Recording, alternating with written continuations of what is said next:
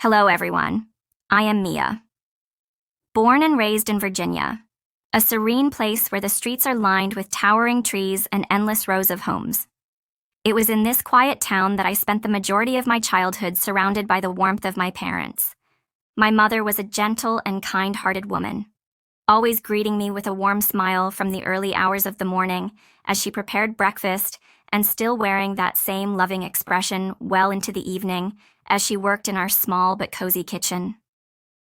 My father, on the other hand, was a man of few words, but an abundance of responsibility. He worked tirelessly to provide for our family, ensuring that we were always safe and cared for. Though our house was modest, it overflowed with love, laughter, and the simple joys of togetherness. Everything in my memory of those early years seemed perfect, or at least that was what I believed at the time. Before we continue, make sure to subscribe to my channel so I can keep bringing you more fascinating true stories like this one, and trust me, you won't want to miss a second of this video, so stay tuned until the end. Because this story is about to take an unbelievable turn.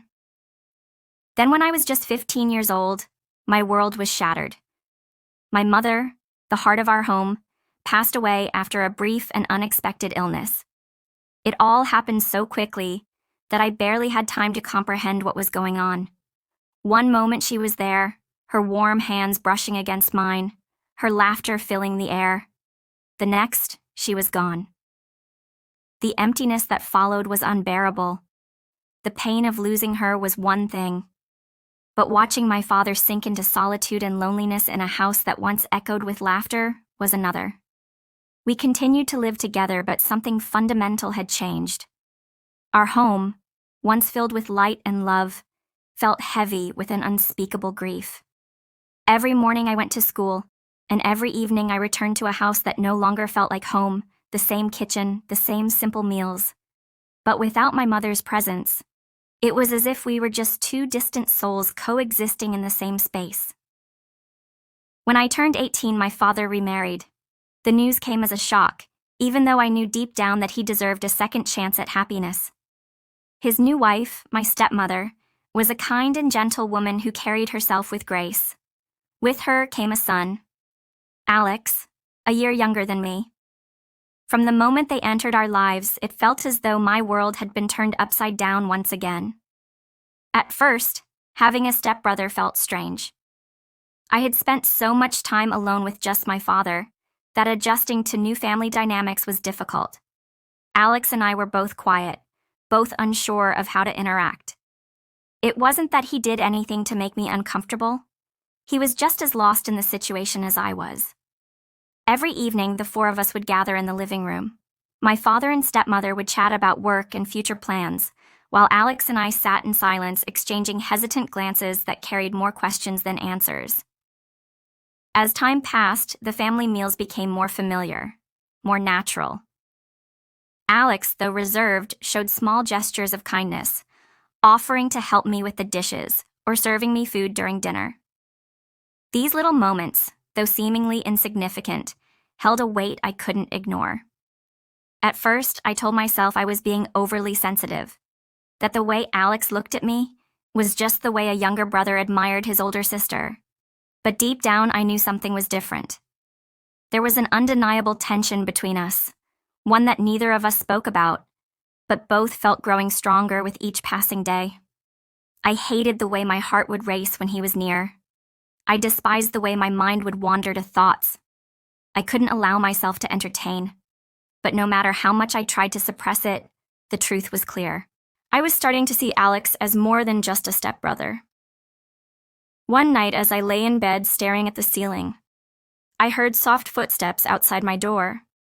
Alex had a habit of stopping by my room late at night for brief conversations before heading back to his own. It had become a small routine for us, but that night felt different. When he slipped into my room, he lingered longer than usual. His eyes held an intensity I wasn't used to. It was as if he wanted to say something important, but couldn't find the words. I swallowed hard, my heart hammering in my chest as the silence between us stretched on. Before I could fully process what I was doing, I nodded slightly, a silent invitation for him to stay a little longer. We sat there in the dim glow of the moonlight, filtering through my window, two strangers who somehow felt inexplicably close. To be completely honest, I liked Alex more than I should have. He was handsome in a way that made it hard to ignore. The logical part of me screamed that it was wrong. We were living under the same roof. We were family in the eyes of the world, but logic didn't stop my heart from racing whenever he was near. And then one night, everything changed forever. Our parents had left for a 5-day trip, leaving Alex and me alone in the house. At first, we saw it as an opportunity to relax without any parental supervision, but as the days passed, the tension between us grew unbearable. One evening, we sat on the couch watching a movie, some random romantic film. Neither of us truly cared about. I had prepared snacks, dried squid, fresh fruit, a few cans of soda. We laughed, enjoying the rare moment of ease. Then out of nowhere, a scene unfolded on the screen, a passionate, intimate moment between the main characters. The room fell silent. The air became thick with unspoken words. I felt Alex's gaze on me, felt the warmth of it creeping over my skin.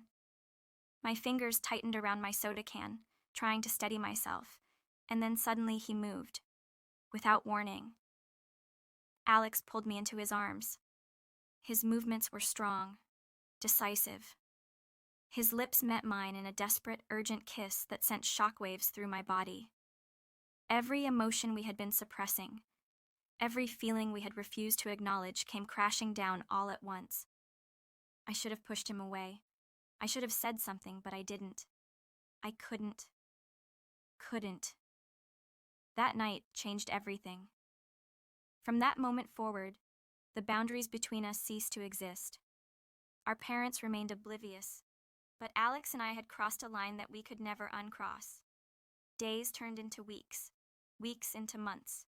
We lived a double life, playing the role of perfect siblings in front of our parents. But behind closed doors, we were something else entirely. But secrets like ours never stay hidden forever. Eventually, reality caught up with us. Alex left for college, and the distance between us forced us to confront the truth. Our relationship had no future.